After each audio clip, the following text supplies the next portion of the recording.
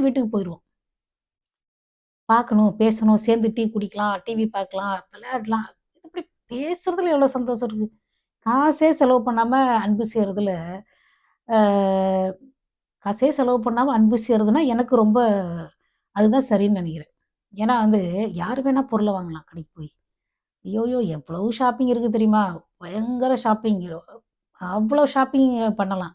ஆனா வந்து காசே செலவு இல்லாம அன்பு செய்றது தான் வந்து நல்ல ஒரு டெக்னிக்ன்னு நான் நெனைக்கிறேன். Technique okay.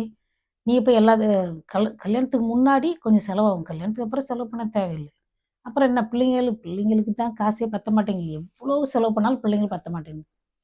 எங்க அம்மா, அப்பா வந்து காசு வாங்கி குடுக்க முடியாம கஷ்டப்பட்ட மாரி நானும் கஷ்டப்படுறேன். அதாவது பிள்ளைங்களுக்கு எப்பவுமே செலவு பண்ணா நம்மளுக்கு நிறைவே வராது. ஆனா கணவன் மனைவிக்குள்ள பாசமா இருக்கிறதுக்கு காசு தேவையில்ல. சரியா? ஆனா வந்து நமக்கு பிடிச்ச மாரி ஒரு வாழ்க்கை துணை அமையணும். அதனால யங்ஸ்டர்ஸ் சொல்றேன். இந்த ஏன் இத நான் சொல்லிட்டு இருக்கேன்னா, பெண்கள் விஷயத்துல தவறா நடந்துக்கக்கூடாது. அது அந்த பொண்ணு உங்களுக்கு அந்த பொண்ணு உங்கள விரும்பலன்னா, அது அடுத்தவன் பொண்டாட்டி. சரியா? அதோட நிறுத்திக்கணும். அவ்வளோதான். அந்த பொண்ணு எவனோ கல்யாணம் பண்றதுக்காக அது வெயிட்டிங்ல இருக்கு. நீங்க உங்களோட வாழ்க்கை துணை உங்களுக்குன்னு கடவுள் ஒரு பொண்ண கண்டிப்பா உருவாக்கியிருப்பாரு. அந்த பொண்ண கண்டுபிடிக்கணும். அந்த பொண்ண கல்யாணம் பண்ணுங்க வாழ்க்கை நல்லாருக்கும். அப்புறம் ஆஃபீஸ் முடிஞ்சு வீட்டுக்கு குடுகுடுன்னு ஓடுவீங்க.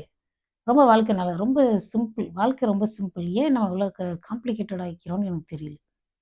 வாழ்க்கை ரொம்ப சிம்பிளா இருக்கும். இப்ப எத்தன எத்தன அதாவது அ இதையும் சேர்த்து சொல்லிர்றேனே 7 நிமிஷம் தான் ஆகுது. ஆஸ்திரேலியா கலாச்சாரத்த பொறுத்தவர இது வந்து ஒரு பறவை கலாச்சாரம் மாதிரி.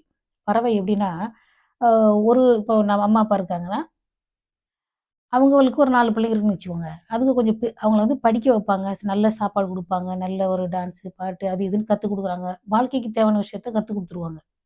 அவன படிக்க வச்சுருவாங்க.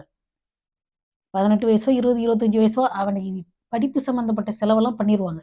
அதாவது 18 வயசுக்கு அப்புறம் வெளியில போயிட்டாலும், அ அவனுக்கு தேவையான ஸ்கூல் ஃபீஸு, காலேஜ் ஃபீஸ் எல்லாம் அம்மா, அப்பா குடுப்பாங்க. சும்மாலாம் விட்டுற மாட்டாங்க. நம்ம ஹாஸ்டல்ல தங்குறோம் இல்லையா? நம்ம நம்ம நாட்ல. அதுபோல அவங்க குடுப்பாங்க. ஆனா வந்து பறவை கலாச்சாரம்னு எப்படி நான் சொல்றேன்னா, அவனே தான் வாழ்க்கை துணை தேடிக்கணும். அதனால தான் அந்த பசங்களுக்கு வந்து நல்ல பேச்சு திறமை இருக்கணும். இப்ப என்ன மாதிரி பேச்சு திறமையா இருக்கிற பசங்க தான் கமிட் ஆக முடியும். நம்ம வாய மூடிக்கிட்டு வெட்கப்பட்டுக்கிட்டே இருந்தோம், ஷையா இருந்தோம்னா, நமக்கு பொண்ணும் கிடைக்காது, மாப்பிள்ளையும் கிடைக்காது. சரிங்களா? அதனால சின்ன வயசுலேருந்தே பேச்சு திறமையா இருக்கணும். நல்ல ஒரு எமோஷனல் நாலேட்ஜ் இருக்கணும், இந்த ஊர் பசங்களுக்கு. நம்ம வந்து அரேஞ்ச்டு மேரேஜ் பண்ற மாரி இங்க ஒண்ணுமே கிடையாது. அதாவது இங்க வந்து நான் அந்த நாட்டு கலாச்சாரத்த சொல்றேன். அவனே படிக்க வச்சுருவாங்க. அவனே வேல தேடிக்கணும். No recommendation.